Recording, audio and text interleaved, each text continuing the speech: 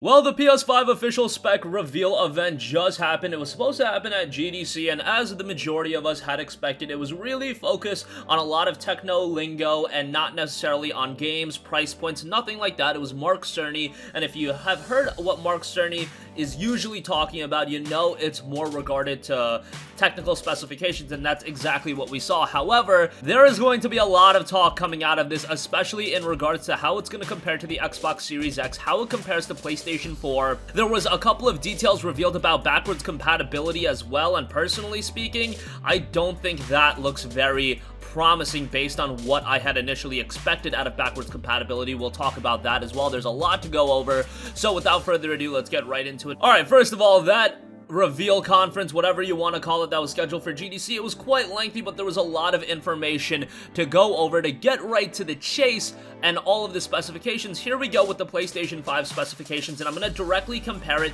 to the Xbox Series X as well. For the CPU, you have 8X Zen 2 cores at 3.5 GHz, a variable frequency. On the Series X, you have the same thing, Zen 2 cores at 3.8 GHz, 3.6 with SMT 7nm, so that is something to note. Here's going to be the thing that the majority of people talk coming out of this event. The PlayStation 5 GPU teraflops, 10.28 teraflops, 36 CUs at 2.23 GHz variable frequency. Xbox Series X, 12 teraflops, 52 CUs at 1.825 GHz. That teraflop number is what people are going to come out talking about, and hey, that is something to know, where the Xbox Series X does have a relatively large advantage in that regard. For the GPU architecture, it's a custom RDNA 2, same for the Xbox Series X. Memory interface, 16GB of GDDR6 256-bit, same thing for Xbox Series X, 16GB at GDDR6. Memory bandwidth on the PlayStation 5, 448GB per second, Xbox Series X,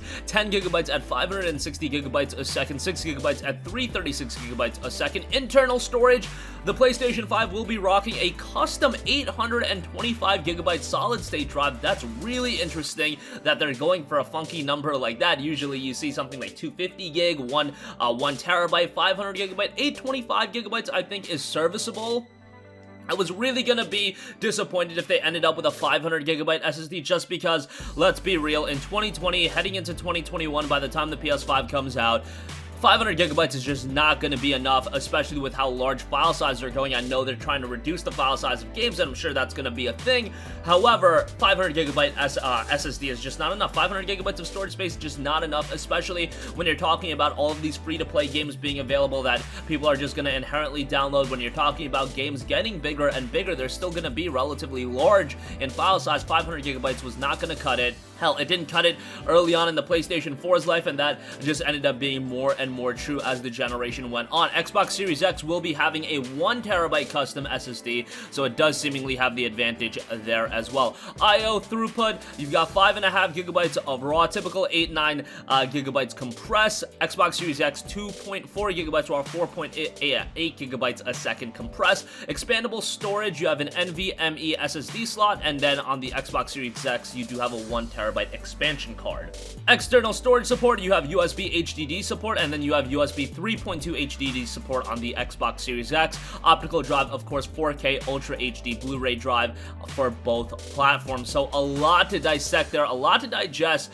We're gonna see how ultimately that's gonna turn out for both of the platforms, but I can already sense it now that the console wars, the fanboy wars, whatever you want to call it, it is going to take a major turn on social media after today. If you're an Xbox guy, that GPU number is something that you're gonna tout to your heart's content. You're gonna be talking about 12 teraflops. If you're a PlayStation guy, you're probably still of the mindset that, hey, the great games are what matters. We could have all of the specifications in the world, but if the exclusives are not there, if the games are not there, who at the end of the day really cares? And that's ultimately my thought. I want both of these platforms. Obviously, they're going to be incredibly powerful platforms. Let's say the Series X is even more powerful. That's fine and dandy. That Series X at the end of the day is going to have to offer compelling games, and that's really going to set the platforms apart from one another. Great power is awesome. Having a powerful console, that's great, but I think we've learned over the course of the last 6 or 7 years of this generation, that games are at the end of the day the difference maker to these platforms being successful. Why is the Nintendo Switch so successful? It's not that that console is incredibly powerful. Yes, it does have the gimmick of you being able to take it wherever you go, but at the end of the day, it has a bevy of high quality titles. That is what's going to set the PlayStation 5 and Xbox Series X apart from one another, and I still think the PlayStation 5 has a significant amount of momentum when you also add in the fact they haven't even talked about games yet. They haven't talked about anything really that is going to compel a lot of the audience, and it seems like the audience is still incredibly enamored by it. I think if you were going into this event expecting a big event with a lot of game reveals, you were just setting yourself up for disappointment. This was supposed to be at GDC. What is GDC? It's the Game Developers Conference. It's not the game showcase